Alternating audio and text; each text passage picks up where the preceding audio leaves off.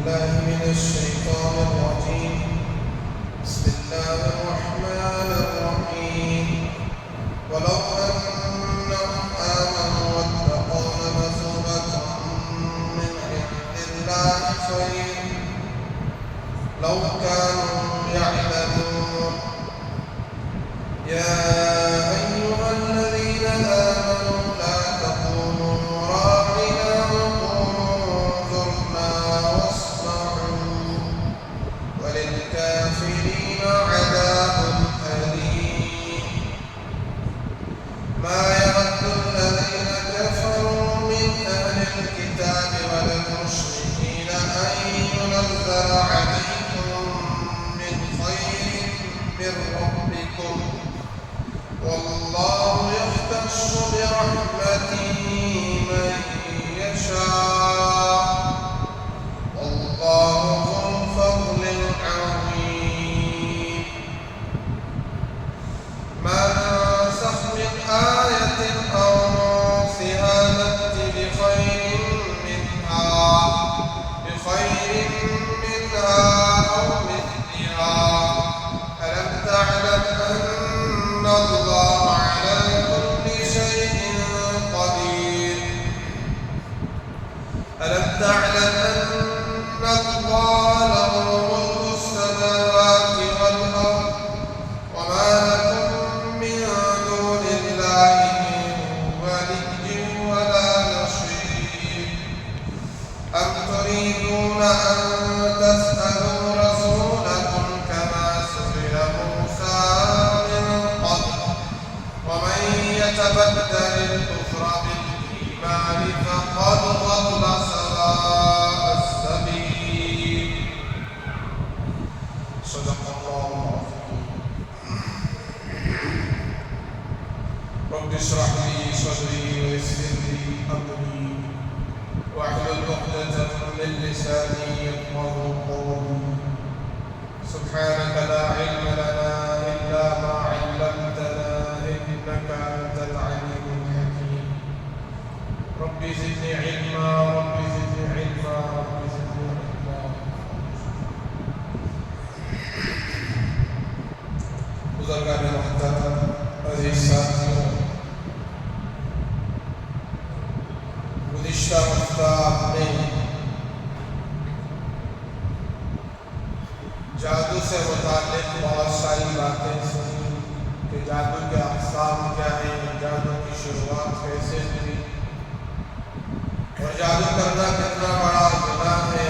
اس کام میں مبتلا ہونا آدمی کو مشرک بنا دیتا ہے، کفر تک پہنچا دیتا ہے اور بڑے گناہوں میں ایک بڑا گناہ جو انسان کو ہلاک کر دیتا ہے، تباہ کر دیتا ہے، موت کے وقت کلمہ نصیب نہیں ہوتا.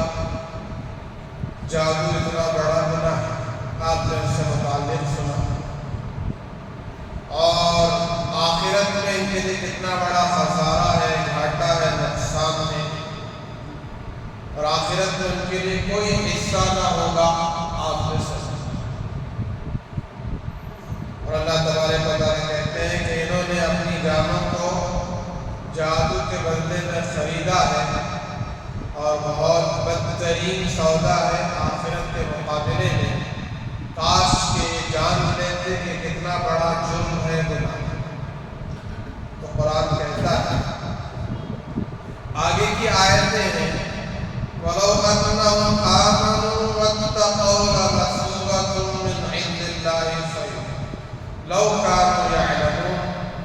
آگے قرآن کریم بیان کرتا ہے کہ اگر یہ سارے گندے کام، جادو، ٹونا اور دیگر جتنی بھی شرک اور کفر والی چیزیں ہیں، اس کو چھوڑ کر پکے ایمان والے ہو جاتے. کیا ہو جاتے؟ پکے ایمان والے ہو جاتے، ایمان لے آتے. واتقوا اور تقوی اختیار کرتے، پکے متقی بن جاتے، تقوی والے بن جاتے. لَمَثُوبَةٌ مِّنْ عِندِ اللَّهِ خَيْرٌ کہ ان کے اس تقوی پر اور ان کے اس ایمان لانے پر اللہ کے یہاں بہت بہترین ٹھکانہ ان کو ملتا. کیسا ٹھکانہ ملتا؟ بہت بہترین ٹھکانہ ان کو ملتا. اگر یہ متقی بن جاتے، پرہیزگار بن جاتے، ان حرام کاموں سے اپنے آپ کو بچا لیتے، تو ضرور ان کو اللہ کے یہاں بہت بہتر ٹھکانہ یعنی جنت ملتی، اللہ کا مہمان خانہ نصیب ہوتا، اللہ کا پڑوس نصیب ہوتا، اور یہ عرش اعظم کے نیچے رہتے. لو کانوا یعلمون، اے کاش کہ یہ جان لیتے. اب دیکھیے تفسیر میں جب لو کانوا یعلمون قرآن مجید کی اس طریقے سے کوئی آیت آتی ہے تو قرآن سمجھانا چاہتا ہے کہ اے کاش دنیا کے نفع کو نفع سمجھنے والے، دنیا کے کچھ فائدے کو فائدہ سمجھنے والے، دنیا کے تھوڑے سے ظاہری سبب اور نفع کو سب کچھ سمجھنے والے اور اس کے پیچھے پڑنے والے، مال دولت چیزیں اسباب کی محبت میں لگ کر انہوں نے اتنا بڑا کفر والا عمل کیا ہے، آخرت کو کھویا ہے، آخرت کو اپنی تباہ کیا ہے. اے کاش اس کو یہ بات معلوم ہو جاتی کہ آخرت کتنی بڑی چیز ہے اور دنیا کتنی مختصر زندگی کا نام، کتنی مختصر زندگی کا نام. زندگی کا کوئی بھروسہ نہیں، کوئی بھروسہ نہیں. آج کے دور میں تو اور بھی بھروسہ نہیں. رات میں کوئی انسان سو رہا ہے، صبح تک وہ سلامتی کے ساتھ اٹھے گا یا نہیں اٹھے گا پتہ نہیں. آدمی اپنے بارے میں سوچے کہ میری زندگی کی ایک رات کی بھی گارنٹی نہیں، ایک رات کی بھی گارنٹی نہیں. تو جب اتنی ان گارنٹی زندگی ہے تو پھر ہم رات کو گناہوں کے لیے کیوں انتظار کرتے ہیں؟ رات کا جو انتظار جو کر رہے ہیں گناہ کرنے کے لیے انتظار کرتے ہیں. اللہ اکبر کبیرہ. کہ رات آتی تو اللہ کو رو رو کر منانا، توبہ کرتے، گناہوں سے معافی مانگتے. تو یہ لو کانوا یعلمون، کاش کہ آخرت کے بہت بڑے گھاٹے کو جانتے ہیں، نقصان کو، ان کے ساتھ کیا حشر ہونے والا ہے. آگے دیکھیے یا ایھا الذین آمنوا لا تقولوا راعنا وقولوا انظرنا واسمعوا. اے ایمان والو، یا ایھا الذین آمنوا کسے کہتے ہیں؟ اے ایمان والو. لا تقولوا راعنا، کہ تم راعنا مت کہو. لا تقولوا کے معنی کیا ہے؟ نہ کہو، مت بولو، زبان سے راعنا مت کہو. اب راعنا کیا ہے بھائی؟ راعنا عربی جملہ ہے، قرآن تو عربی میں ہے. وقولوا انظرنا، بلکہ انظرنا کہو. واسمعوا، اور اس کو مان لو، سمجھ لو. تو دیکھیے جناب محمد رسول اللہ صلی اللہ علیہ وسلم صحابہ کرام راعینا کہتے ہیں، یہودی بھی راعینا کہتے ہیں. راعینا کے معنی اے نبی پاک صلی اللہ علیہ وسلم ہماری رعایت کیجیے، ہمیں ریسپانس دیجیے، ہماری جو ہے پکڑ نہ فرمائیے، ہماری رعایت کیجیے. اور کیا کہتے ہیں کہ بات بات پر ہماری گرفت نہ کیجیے. اس طریقے سے جملے کہ ریسپانسبلٹی ہماری ہو، ہمیں پوچھا جائے.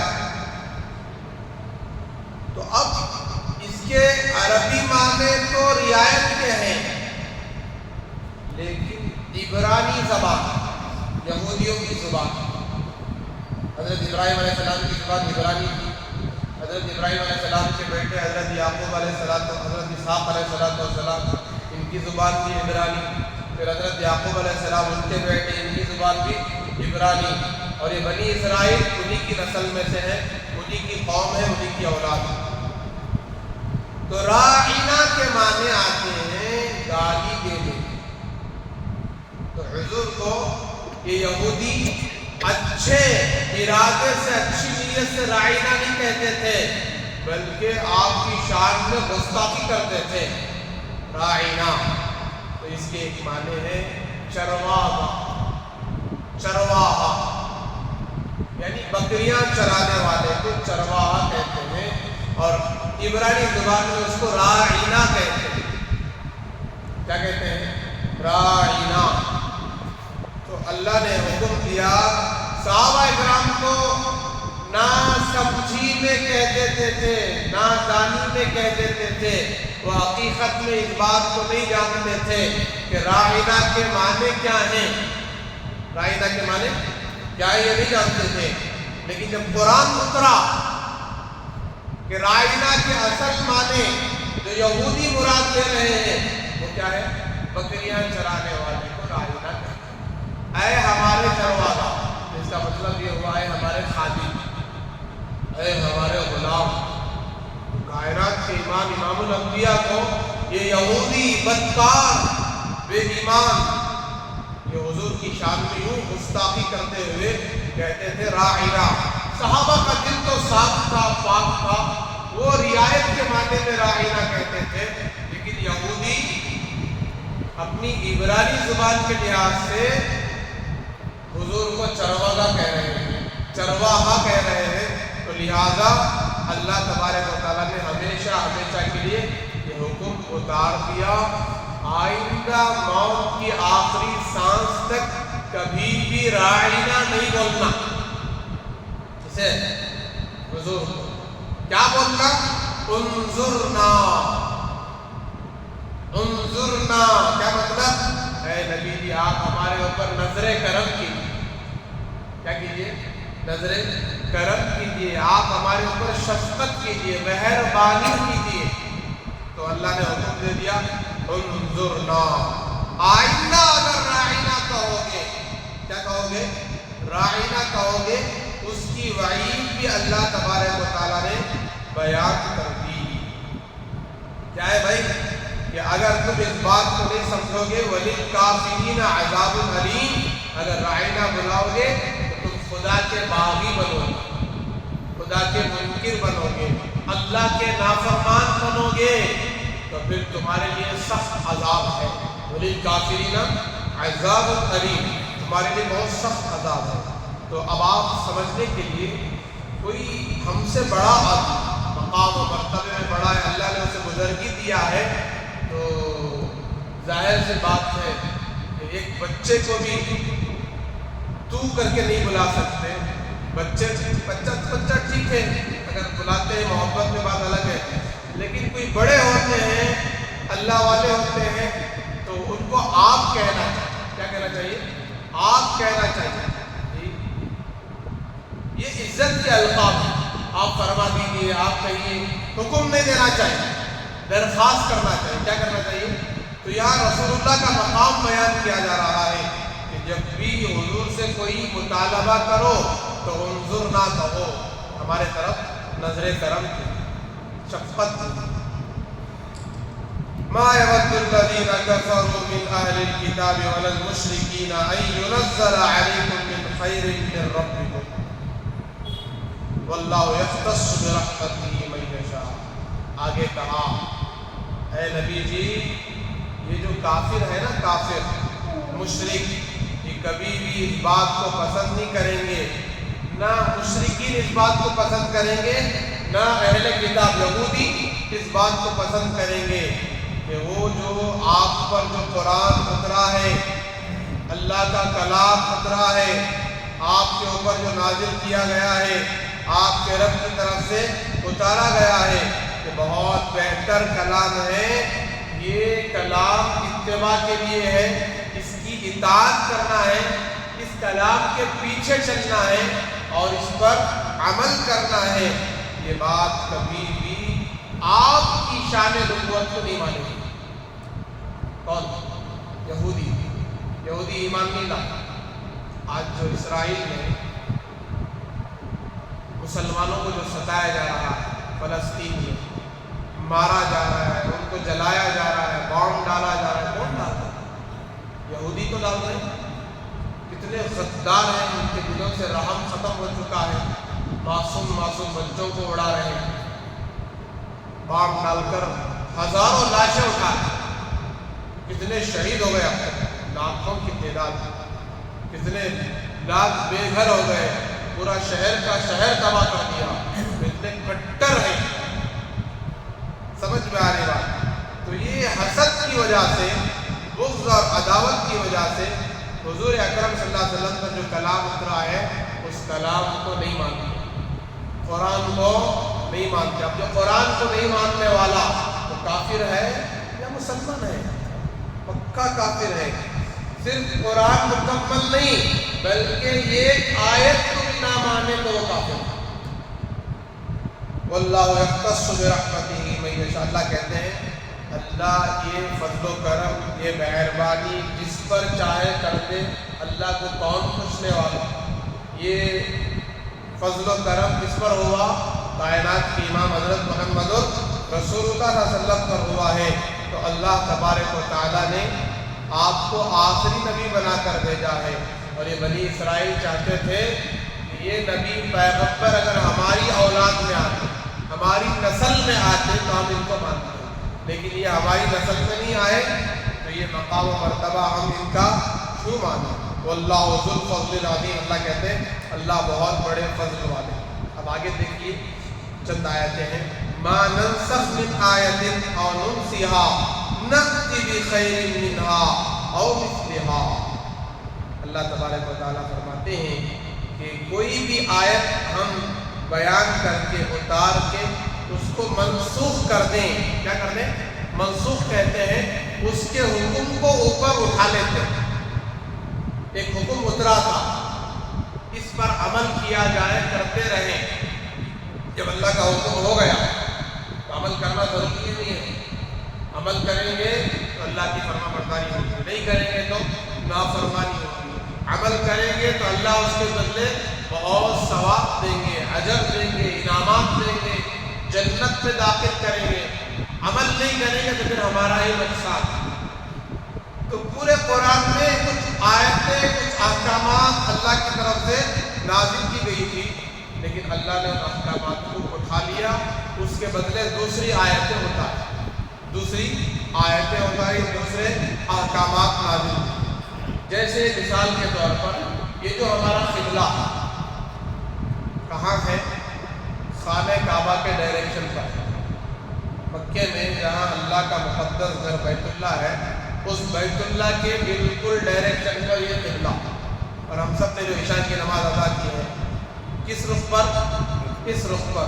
اگر ہم اس طرف گھوم جاتے، اس طرف گھوم جاتے یا ادھر گھوم کر پڑھتے تو ہماری نماز ہوتی بھائی فاسد ہو جاتی، ہماری نماز نہیں ہوتی۔ تو اس طرف کھڑے ہو کر پڑھنے کی ہو جاتی، ہماری نماز ادا ہوتی۔ تو یہ قبلہ ہے۔ لیکن جناب محمد رسول اللہ صلی اللہ علیہ وسلم کے لیے اللہ تبارک و تعالیٰ نے 17 مہینے حضور کے لیے اور حضور کے واسطے سے حضور کی امت کے لیے، ہم سب کے لیے، اس وقت جو صحابہ کرام، اس وقت جو امت موجود تھی، ان سب کے لیے بیت المقدس کی طرف 17 مہینے رخ کر کے نماز پڑھنے کا حکم دیا گیا۔ کتنے مہینے میں؟ 17 مہینے میں تو کتنا ہو گیا؟ 1 سال 7 مہینے، کریکٹ؟ 1 سال 5 مہینے، کتنے مہینے؟ 1 سال 5 مہینے، تقریباً 1.5 سال کے قریب تمام مسلمانوں نے، حضور اکرم صلی اللہ علیہ وسلم نے اس طرف رخ کر کے نماز ادا کی۔ سمجھو اگر وہ حکم آج بھی باقی رہتا تو قبلہ یہ نہیں ہوتا تھا، قبلہ یہ ہوتا۔ لیکن 17 مہینے کے بعد ہمارے نبی کے اندر ایک خواہش پیدا ہوئی کہ سب سے پہلا گھر مقدس مقدس گھر، خانہ کعبہ، بیت اللہ، سب سے پہلی مسجد مسجد حرام، اللہ کا مقدس گھر بیت اللہ جو مکے میں ہے، کہ تمام نبیوں کا قبلہ بھی وہی تھا، کہ میری تمنا ہے، تڑپ ہے، پھر سے اللہ اسی کو قبلہ بنا، کس کو؟ اس بیت اللہ کو۔ تو چنانچہ حضور کی اس تڑپ پر اللہ نے قرآن کی آیتیں اتاری، یہ آیتیں، یہ حکم اٹھ گیا، اب قیامت کی صبح تک یہی قبلہ۔ کوئی حافظ آئے، عالم آئے، مفتی آئے، مبلغ آئے، مفتی اعظم آئے اور کہے کہ نہیں اس طرف نماز نہیں پڑھ سکتے، اس طرف پڑھیں گے تو بات نہیں مانیں گے۔ تو یہ حکم اتر چکا ہے، قیامت کی صبح تک بیت اللہ کیا ہے؟ مسلمانوں کا قبلہ۔ اسی طرف کھڑے ہو کر نماز پڑھیں گے تو نماز ہوگی، اس رخ سے ذرا بھی سینہ موڑ دیں گے، کھڑے ہو کر سینے کو ذرا بھی موڑ دیے تو گئی ہماری نماز۔ ہاں، اگر کوئی کھڑے کھڑے دائیں ایسے دیکھ رہا ہے، بائیں دیکھ رہا ہے تو نماز تو نہیں ہوتی۔ چلو گردن ہی گھما دیا ہے، بعضوں کو عادت ہوتی ہے، ہم نے قریوں میں، گاؤں میں دیکھا ہے، وہ کوئی باہر سے وضو کر کے آ رہا ہے تو اس کو بھی دیکھ لیں گے، کوئی وضو کر کے آ رہا ہے تو کون آیا ابھی مسجد میں، ایسا کھڑے کھڑے 2 صف ہوتے ہیں نا، زیادہ سے زیادہ گاؤں میں قریے میں کتنے صف ہوتے ہیں؟ 1.5 صف 2 صف ایسا کھڑے رہتے ہیں، اب کوئی ادھر سے آ رہا ہے جیسے بنا کے ایسا دیکھ رہے ہیں، کوئی پاگل نہیں ہے وہ، لیکن نادان ہے، ادھر سے آ رہا ہے ادھر دیکھ لیتے ہیں۔ تو اس طریقے سے دیکھنے پر بھی نماز نہیں ٹوٹے گی، البتہ نماز کی جو شان ہے وہ گھٹ جائے گی، نماز مکروہ کے قریب ہو جائے گی۔ ہاں، اگر سینہ ہی گھما کر دیکھنے لگے تو پھر نماز ٹوٹ گئی، کیا ہو گئی؟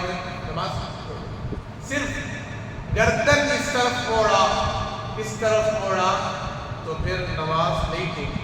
سمجھ میں آ رہی بات؟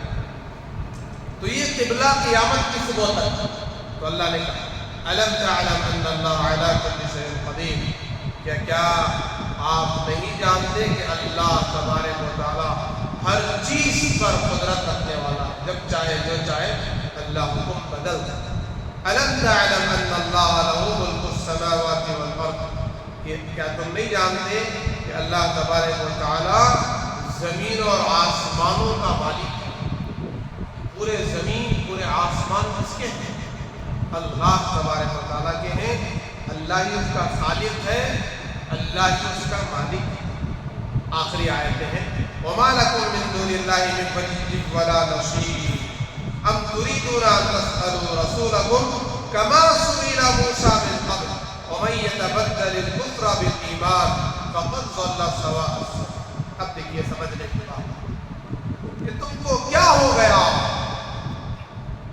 کہ اللہ کو چھوڑ کر، اے لوگوں تمہیں کیا ہو گیا اس معبود کو، اس خالق کو، اس مالک کو، اس جبار کو، قہار کو چھوڑ کر کسی اور کو مددگار مانتے ہیں، کسی اور کو اپنا کارساز بناتے ہیں۔ یاد رکھو اللہ کے علاوہ تمہارا کوئی مددگار نہیں ہے، تمہارا مشکل کشا قرآن کی بات ہے، کس کی بات ہے بھائی؟ آپ جا کر تلاش کریں اس کا ترجمہ۔ وَمَا لَكُم مِّن دُونِ اللَّهِ، تمہارے لیے اللہ کے علاوہ کوئی کارساز نہیں، کوئی مددگار نہیں۔ اب کیا کرنا چاہیے؟ اللہ ہی کو مدد کے لیے پکارنا چاہیے، اللہ ہی کے سامنے گڑ گڑانا چاہیے، اللہ ہی سے فریاد کرنا چاہیے۔ تو ہر فریاد کو سنتا ہے، تو ہر گڑ گڑانے کو سنتا ہے۔ بعض مرتبہ ہماری دعا جلدی قبول نہیں ہوتی، لیکن خدا کی قسم اللہ اس دعا کو سنتے ہیں، ہمارے گڑ گڑانے کو اللہ دیکھتے ہیں۔ اللہ والے کہتے ہیں کہ اللہ تھوڑا تاخیر سے دیتے ہیں، کیا کرتے ہیں؟ تھوڑا تاخیر سے دیر سے دیتے ہیں، اس کی وجہ یہ ہے کہ اللہ کو تمہارا گڑ گڑانا بہت پسند آ رہا ہے، اللہ کو رونا تمہارا پسند آ رہا ہے۔ اگر میں اس کو فوراً دے دوں تو پھر یہ مجھ سے دعا کرنا چھوڑ دے گا، مجھ سے مانگنا ہی چھوڑ دے گا، مجھ سے گڑ گڑانا ہی چھوڑ دے گا۔ تو اللہ تبارک و تعالیٰ اس گڑ گڑانے پر بھی اجر و ثواب رکھتا ہے۔ تو بندے کو صبر کرنا چاہیے، کیا کرنا چاہیے؟ صبر کرنا چاہیے اور استقامت کے ساتھ اللہ سے مانگنا چاہیے۔ اور ایک آیت، آخری آیت، ام تريدون ان تسألوا رسولکم کما سئل موسیٰ من قبل، کیا تم ایمان والوں سے، مسلمانوں سے جو حضور کے ہاتھ پر ایمان لے کر آ رہے ہیں، ان سے کہا جا رہا ہے کہ تم اس بات کو پسند کرتے ہو، اس بات کو چاہتے ہو کہ تم بار بار نبی کریم صلی اللہ علیہ وسلم سے سوال کرو، نبی جی یہ کیسا، نبی جی وہ کیسا، نبی جی یہ کیسا، یہ عمل کیسا کرے، وہ عمل کیسا کرے، کیا یہ فرض ہے، کیا یہ واجب ہے، کیا یہ ضروری ہے، کیا ایسے سوالات بار بار کر کے، جیسا کہ موسیٰ کی قوم نے بار بار موسیٰ سے سوال کیا۔ اللہ کہہ رہے ہیں علیہ السلام کہ قوم ایمان لانے کے بعد بھی بات میں اعتراض کرتی ہے، یہ ایسا کیوں، یہ ایسا کیوں، یہ کیوں کرنا ضروری ہے؟ بھئی اللہ نے حکم دے دیا تو پھر عمل کرو۔ جیسے گزشتہ میں نے آپ کے سامنے جس کا ترجمہ کیا تھا، اللہ نے گائے ذبح کرنے کا حکم دیا تو انہوں نے کیا کیا تھا؟ وہ گائے کیسی ہونا، اس کا رنگ کیسا ہونا، موٹی کی دبلی، جوان کی بوڑھی، ایسے سوالات۔ تو یہ موسیٰ علیہ السلام کی قوم موسیٰ سے پوچھ رہی ہے علیہ السلام، تو تم ایسے سوالات رسول اللہ صلی اللہ علیہ وسلم سے کر کے موسیٰ کی قوم کی طرح نہ بن جانا۔ تو یہ آیت جب اتری تو صحابہ تو سمجھدار تھے، اس کے بعد کبھی بیکار کے سوالات کبھی کون؟ صحابہ۔ اچھا بھائی، یہ جو موسیٰ علیہ السلام کی قوم میں جو اللہ تبارک و تعالیٰ نے بہت ساری چیزیں ایسی نازل کی تھی کہ جن پر عمل کرنا ضروری ہو گیا تھا، لیکن جب عیسیٰ علیہ السلام کا دور آیا تو اللہ نے اس امت پر جو احکامات موسیٰ علیہ السلام پر اترے تھے اس کو بدل کر دوسرے احکامات اتارے۔ موسیٰ علیہ السلام کی قوم پر بہت زیادہ ٹائٹ، کیا ٹائٹ بھائی؟ مثال کے طور پر کپڑے کو گندگی لگ گئی، کیا لگ گئی؟ اگر میرے کپڑے پر گندگی لگے، آپ کے کپڑے پر گندگی لگے تو آپ کیا کریں گے؟ بولو بھائی، دھو لیں گے یا ایسے ہی چھوڑ دیں گے؟ دھو لیں گے، اچھی طرح دھو لیں، نچوڑ دیں، صاف کر دیں، ہو گیا بات ختم نا؟ بات ختم ہوگی نہیں ہوگی؟ لیکن موسیٰ علیہ السلام کی قوم کے کپڑے پر اگر کوئی گندگی ناپاک چیز لگ جاتی، دھونے سے پاک نہیں ہوتا، بلکہ اپنے کپڑے کو کاٹنا ضروری تھا۔ کیا کرنا ضروری تھا بھائی؟ کاٹنا ضروری تھا۔ تو ایسے بہت سارے کچھ چیزیں، لیکن وہی عیسیٰ علیہ السلام کی قوم پر آدمی ناپاک ہو جائے تو مکمل غسل کرنا فرض ہے۔ کیا نہیں ہے؟ مکمل غسل کرنا فرض ہے۔ جہاں جہاں گندگی لگی ہے وہاں غسل کی حاجت ہو گئی۔ شادی شدہ جوڑا، ازدواجی، بالغ مرد، بالغ لڑکا اگر احتلام ہو جائے تو غسل فرض۔ 3 فرض کیا؟ منہ بھر کر کلی کرو، ناک کی نرم ہڈی تک پانی پہنچاؤ، سر کے بالوں سے لے کر پیر کے ناخن تک سارے بدن پر پانی بہاؤ، اتنا بہاؤ اتنا کہ ایک بال کے برابر جگہ بھی سوکھی نہ رہے، تب جا کر پاک۔ لیکن عیسیٰ علیہ السلام کی قوم کے لیے پورا غسل فرض نہیں تھا، جہاں گندگی لگی ہے وہاں پانی بہا دیتے تو کافی۔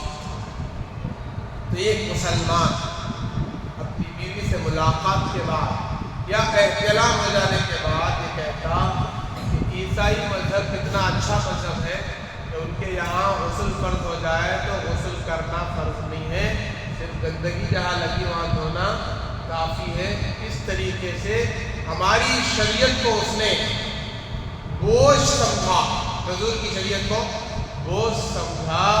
اللہ اکبر کبیرہ ہمیشہ یہی کہتا تھا، غسل کرنے میں سستی کرتا تھا تو اس کی موت عیسائیت پر آئی، اس پر آئی، کرسچن بن کر مرا، کفر کی موت آئی۔ تو ہمیں اللہ نے جو دیا ہے وہ کتنا اچھا ہے۔ آدمی ناپاک ہو جاتا ہے تو بدن اس کا عجیب سا ہو جاتا ہے، لیکن جب غسل کر لیتا ہے تو ایک عجیب سکون مل جاتا ہے۔ تو اللہ نے حضور کے صدقے میں عطا فرمایا، لہٰذا بہت ساری چیزیں۔ اور عیسیٰ علیہ السلام کی قوم میں خنزیر کا گوشت کھانا جائز تھا، کون سا گوشت؟ اسی لیے آج بھی عیسائی کرسچن خنزیر کا گوشت کھاتے ہیں۔ کون سا گوشت؟ خنزیر کا تو معلوم ہے، برا جانور، سمجھ میں آ رہا، سین وورے، سین وورے معلوم ہے، تو برا جانور کا گوشت کھانا ان کی شریعت میں جائز تھا، ہماری شریعت میں حرام، ناپاک، گندا ہے، اس کا روا روا ناپاک، اس کا بال بال ناپاک۔ لیکن آج